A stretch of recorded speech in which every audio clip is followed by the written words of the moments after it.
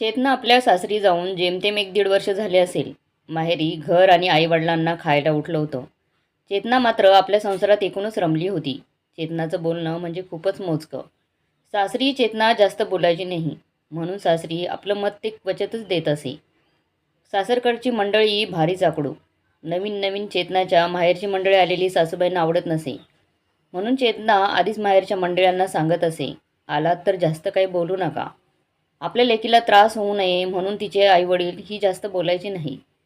चेतना उत्तम अशी कथ्थक नृत्यांगना, शिवाय विज्ञान विषयाची पदवीधर. लग्न होऊन सुरुवातीलाच आपल्या नवऱ्याचा आणि सासूचा जाच सहन करणे हे तिला अंगवळणीच पडलं होतं. म्हणून सतत असलेली भीती चेतनाच्या मनात उभी होत होती. सुमनबाई म्हणजे चेतनाच्या सासूबाई. त्यांचं वागणं म्हणजे खूपच विचित्र. बाहेरचं कोणी पै पाहुणा आला की त्याचं वागणं बदलत असे. अगदी कामवाली बाई जरी आली तरी त्यांच्या वागण्यात बदल होत असे. कामवाल्या बाई म्हणजे आमच्या आशा मावशी, अत्यंत मनमोकळ्या स्वभावाच्या. आपल्या सुनेचं आशा मावशींबरोबरही बोलणंही सुमनबाईंना खपत नसे, म्हणून सारख्या त्या चेतनावर पाळत ठेवून असायच्या. कधी पाळत ठेवता आली नाही की चेतनाला आशा मावशी गेल्यानंतर स्वयंपाकघरात येण्याची मुभा मिळत असे. सततची पाळत, सततचा धाक याला चेतना अतिशय कंटाळून गेली होती. उठ म्हटलं की उठ आणि बस म्हटलं की बसायचं, याचा चेतनाला वीट आला होता. तरी आला दिवस ती कसाबसा ढकलत असे. चेतनाचं पहिलंच रक्षाबंधन म्हणून माहेरी जाण्यासाठी सासूबाईंकडून परवानगी मिळाली, म्हणून चेतनाचे वडील आपल्या लेकीला घ्यायला आले. चेतनाचे सासरे अगदी मनमोकळ्या स्वभावाचे, म्हणून चेतनाच्या वडिलांच्या आणि सासऱ्यांच्या गप्पा रंगात आल्या होत्या. चेतनाही माहेरी जाण्याच्या ओढीने भरभरावरून तयार झाली होती आणि आपल्या वडिलांबरोबर निघायला तयार झाली. माहेरी गेल्यानंतर सुषमाताईंनी म्हणजे चेतनाच्या आईने आपल्या लेकीवरून भाकर तुकडा वळून टाकला.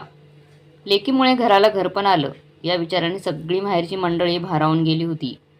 चेतना माहेरी आली तरी उदास आणि एकाकी वाटत असे, म्हणून आईने आपल्या लेकीला विचारलं, चेतू अगं काय झालंय, एवढी शांत आणि उदास का वाटतीये?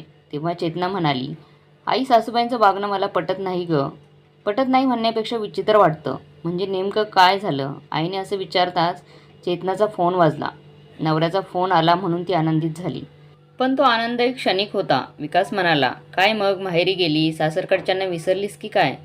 नाही तसं नाहीये, मी कॉल करणारच होते, आत्ताच पोचले म्हणून बसले होते. विकास म्हणाला, नक्की आत्ताच पोचलीस का? हो अहो, आपण असं का विचारताय तुम्ही? काही नाही गं, विचारलं सहजच. आणि साधा माझ्या आईवडिलांना फोनही नाही केलास तू?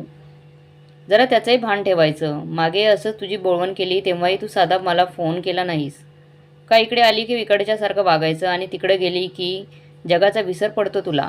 निदान तिथून निघतानाही फोन करत जा जरा. विकासचं हे बोलणं ऐकून चेतना चिडूनच विकासला म्हणाली, तिकडे काय म्हणून येऊ मी? तुमची बायको म्हणून येऊ, आईवडिलांची सून म्हणून येऊ की मोलकरीण म्हणून येऊ? हे चेतनाचं वाक्य ऐकून विकास थोडा हादरलाच. चेतना, मला वाटलं इकडचं घर तू आपलं म्हणत असशील, पण तसं काहीच नाही दिसत मला. मी तिकडे आलेच कदाचित तर सगळ्या प्रश्नांची उत्तर देईल, त्यामुळे मी काही तुम्हाला परत फोन करणार नाही, एवढं बोलून चेतनाने फोन खाली ठेवला. चेतनाची आई हे सगळं ऐकत होती. मग त्यांनी चेतनाकडून नक्की काय भानगड आहे हे जाणून घेतलं. चेतना, अगं काय ऐकते मी हे? चेतना म्हणाली, आई बरोबरच बोलले मी. खूप दिवसापासून ऐकत आली आहे त्यांचं. सासूबाईंच्या वागण्याचं नवल करावं तितकं कमीच. घरी आशा मावशी कामासाठी म्हणून येतात. सासूबाई तिच्याशी खूपच गोडगोड बोलतात. तिला 4 पैसे जास्त देऊन कामही करून घेतात. मी सगळं कामं करते तेही कुठल्याही मोबदला न घेता. तरीही त्या मला सतत टॉर्चर करत असतात. कामवालीला खूप चांगली वागणूक मिळते, त्याहीपेक्षा वाईट वागणूक मला मिळते. त्या माझ्याशी गोड बोलल्या तर चांगलंच वाटणार आहे ना मला. सगळ्यांचं करूनसुद्धा मला जरा अशी वागणूक मिळणार असेल तर माझं अस्तित्व एका मोलकरणी म्हणूनच राहील ना. यात काही शंका वाटते का तुला? तिची आई म्हणाली, पण विकासरावांना तू असं बोलायला नको होतं. चेतना, अगं आई, तुम्ही कोणी जरी आलात ना तरी सासूबाई मनमोकळेपणाने कुणाशी बोलत नाही. माहेरून कधी कोण आलं की त्या मला धारेवर धरल्याशिवाय राहत नाही. तुम्ही येऊच नाही का मग मला भेटायला? त्यांच्या वागण्यावरून तर हेच वाटतं. नातं माझ्या आईवडिलांशी आहे, त्यांचं हे विसरतायत त्या. अगं मोलकरीण म्हणजे काय माहिती आहे का तुला? कामं करून जी त्याचा मोबदला घेते ती मोलकरीण. पण ते तुझं घर आहे, तुला ते सगळं करावंच लागणार आहे. चेतनाची आई तिला समजावत होती. चेतना, आई माझं कामाबद्दल काही म्हणणं नाही, ते मी अगदी करते म्हणून करेल. फक्त सुसंवाद पाहिजे त्या नात्यात, एवढंच माझं म्हणणं आहे. सासूबाईंचा हेका असतो, पण सुसंवादाची इतकी गरज नाही. आज सासूबाई बाहेरच्या लोकांशी चांगलं वागतात, चांगलं बोलतायत. मलाही चांगलंच बोलायला हवं. चांगल्या शब्दांची मी भुकेली आई गं, दुसरं काही नकोय मला. चेतना आपल्या आईशी अगदी मनमोकळेपणाने बोलत होती. ती बोलत होती, पण तिचा मोबाईल फोन चालू होता. हे सगळं बोलणं विकासने ऐकलं होतं. चेतनाला कळू नये म्हणून आपला फोन लगेच विकासने बंद केला. चेतनाला संशयही आला नाही याचा. राखी पौर्णिमा झाली. परत सासरी जाण्याचा दिवस उजडला. सासूरवाशिनीची खणा नारळाने ओटी भरली. चेतनाच्या आवडीनिवडी सगळं यथासांग देण्यात आलं. चेतना सासरी आली आपल्या माहेरच्या आठवणीचा खजाना घेऊन. घरी जाताच आपल्याला नेहमी चेहऱ्यावर आड्या असलेल्या सासूबाई चक्क हसून बोलत होत्या हे दिसून आलं. फक्त सासूबाईचा चेहरा नाही तर एकूण घरातलं सगळंच वातावरण हसून आणि खेळून होतं. हे सगळं पाहून चेतनाला आकाश ठेंगणं वाटू लागलं. घरात एवढा बदल कसा काय झाला हे विकासला तिने रात्री विचारलं. विकास म्हणाला, काही नाही, तू नको एवढा विचार करूस. चेतना म्हणाली, अच्छा, तर मला असंच माहेरी जावं लागेल सारखं सारखं, म्हणजे सासूबाई हसून खेळून तरी राहतील. विकास म्हणतो, म्हणजे काय, तू माहेरी जा आणि जसं तसं आईच्या स्वभावाचं कथन कर. चेतना म्हणाली, म्हणजे असं का म्हणताय तुम्ही. विकास म्हणाला, अजूनही कळत न कळल्यासारखं करतेस तू. चेतनाला काही कळत नव्हतं विकास असं का बोलतोय ते. मग ती त्याला म्हणाली, कोड्यात का बोलत आहात, काय ते स्पष्ट बोला. विकास म्हणाला, मी तुझं त्या दिवशीचं बोलणं ऐकलं. त्या दिवशी तू फोन कट केलाच नव्हतास म्हणून मला सगळं बोलणं ऐकू येत होतं. चेतनाला अपराध्यासारखं वाटू लागलं. शर्मेने तिची विकासकडे पाहण्याची हिंमत होत नव्हती. मग खूप हिंमत करून ती विकासशी बोलू लागली. चेतना म्हणाली, विकास, खरंच माझं चुकलं, पण इकडं मी कुठलीही तक्रार करू शकत नाही. तुम्ही काही ऐकून घ्यायला तयार नसता. मी फक्त आपल्या माणसासमोर मन मोकळं करू शकते. इथं आपलं असं कोणीच नाही मला वाटलं.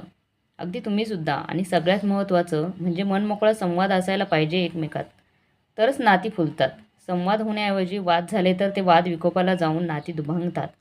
चेतना, मग तू बोललं पाहिजेस मनमोकळेपणाने. तेव्हा चेतना म्हणाली, आपल्या घरात एकमेकांना गृहीत धरलं जातं म्हणून विसंवाद होतात. मलाही एकमेकांना गृहीत धरणं नकोय.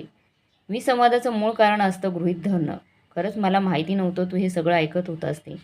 तुला जेव्हा कळलं तेव्हा खरं तर माझ्या पायाखालची जमीन हादरली. मला वाटलं मला आता तू ओरडा बसेल, पण एका दृष्टीने बरं झालं तू सगळं ऐकलं ते. विकास म्हणाला, हां, म्हणजे आता प्रत्येक वेळी तू काही ना काही निमित्त काढून माहेरी जाशील. मी नेहमीप्रमाणे कॉल करेल आणि तू आपलं मन मोकळं करशील. असं सारखं सारखं नाही करता येणार. हां. चेतना थोडी लाजरवाणी होऊन म्हणाली, असं तर आता मी स्वप्नातही नाही करणार. असं म्हणून दोघे एकमेकांशी खूप दिवसांनी मनमोकळे गप्पा मारत झोपी गेले.